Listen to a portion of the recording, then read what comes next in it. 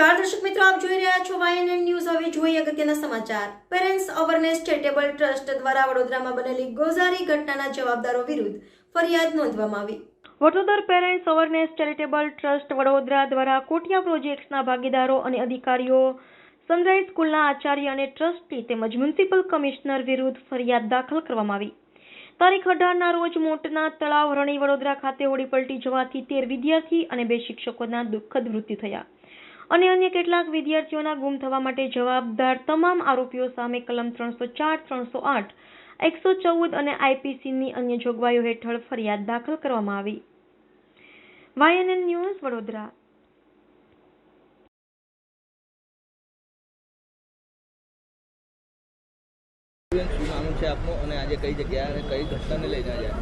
હું Vadodara parents association તરફથી છું। મારું નામ છે કિન્નરી ખરાદી। વડોદરા પેરેન્ટ્સ એસોસિએશનની વાઇસ પ્રેસિડેન્ટ છું।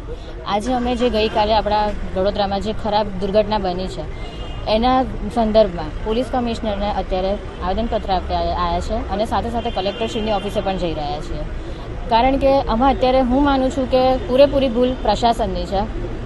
બાળકોને સર્ક્યુલર જે પાસ કરવામાં આવ્યો છે શાળા સંચાલકો તરફથી, એ સર્ક્યુલરમાં એવું દર્શાવવામાં આવ્યું છે કે અમે તમને પ્રવાસે લઈ જઈ રહ્યા છીએ, એટલે કે પિકનિક પર જઈ રહ્યા છીએ। પિકનિક પર જો તમે જતા હોય તો પિકનિક માટે તમારે કમ્પલસરી ડીઓની પરમિશન લેવી જોઈએ। શું સ્કૂલવાળાઓએ ડીઓની પરમિશન લીધી છે?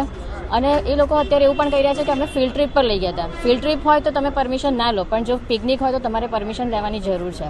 અને જ્યારે તમે બાળકોને, એવું બી અમને જાણવામાં આવ્યું કે બાળકોની બોટની પરિસ્થિતિ જે હતી, એમાં જે કેપેસિટી હતી એના કરતાં પણ વધુ પડતા બાળકોને ત્યાં જબરદસ્તીથી બેસાડવામાં આવ્યા। તો એવું તો બની ના શકે, કારણ કે બાળકો છે અને એવું તમે જોર જબરદસ્તી કોઈ બાળક પર કરી ના શકો। આજે જે થયું, જે મા બાપના સંતાનો ગયા છે એમના પર શું વીતી હશે એનું તો આપણે અનુમાન પણ નથી કરી શકતા, કારણ કે આપણે બધા જ કંઈક ને કંઈક રીતે વાલીઓ તો છીએ જ। કેટલી બેદરકારી માની રહ્યા છો અને કોણ કોણ આના પાછળ જવાબદાર? આના પર જવાબદાર છે કોર્પોરેશન સૌથી પહેલા, કારણ કે તળાવ તો એ લોકોના દ્વારા જ બનાવવામાં આવ્યું છે। એમના જે કોન્ટ્રાક્ટર છે જે અત્યારે હાલમાં હાજર બી નથી, જે ભાગી ગયા છે, સૌથી પહેલાં તો એમની પર કડક પગલાં લેવા જોઈએ। અને હું તો એ માનું છું કે તમે અત્યારે આ કડક પગલાં લઈને આગળ એવું કરો કે આ બીજી વખત કોઈ બનાવ જ ના બને, કારણ કે દર અઠવાડિયે નહીં તો 15 દિવસે હવે નવો કંઈક બનાવ બનતો જ હોય છે।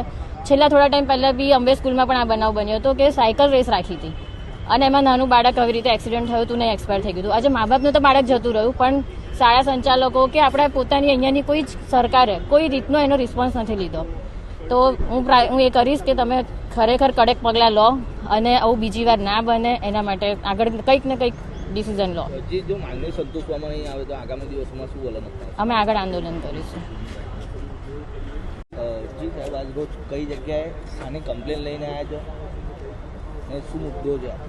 કાલે જે ગોઝારી ઘટના વડોદરામાં ઘટી છે, જે સ્ટુડન્ટ મીન્સ નાના નાના ભૂલકાઓ અને શિક્ષિકાઓ એ જે ડૂબી ગયા છે, એના મીન્સ અમે એક્સપાયર થઈ ગયા છે, એના વિશે આજે Vadodara parent association collector office જશે અને પોલીસ કમિશનરને ફર્સ્ટ આવેદનપત્ર આપશે।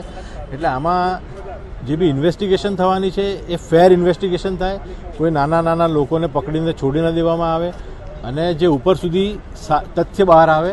અને દર વખતે આ ભ્રષ્ટાચાર બધી બાજુ કોમન છે અને આવી એક ઘટના ઘટે છે પછી શું થાય છે કે આને આક્ષેપો પ્રતિ આક્ષેપો ચાલે છે, 4 દિવસ બધી વાર્તા ચાલે છે અને પછી બધું બંધ થઈ જાય છે। એટલે આ રીતે ના થાય। અને જે બી આ તો એક સમજો કે આ એક દાખલો બેસાડશે ને, આમાં નકેલ કસશે ને સીએમ સાહેબ, આ દાખલો બેસાડશે ને તો આવું બધું બીજી વખત થશે નહીં।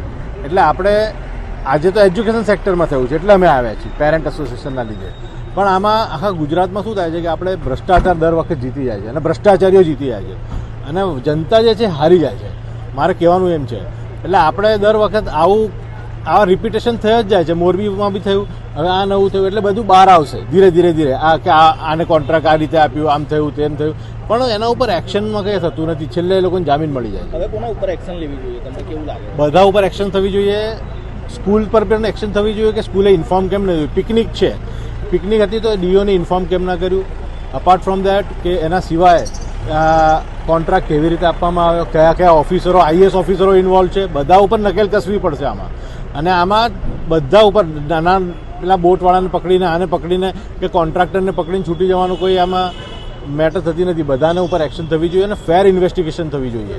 એ છે મોહમ્મદ હનીફ, સંયોજક, Vadodara parent association. Subscribe now and press the bell icon. Never miss an update.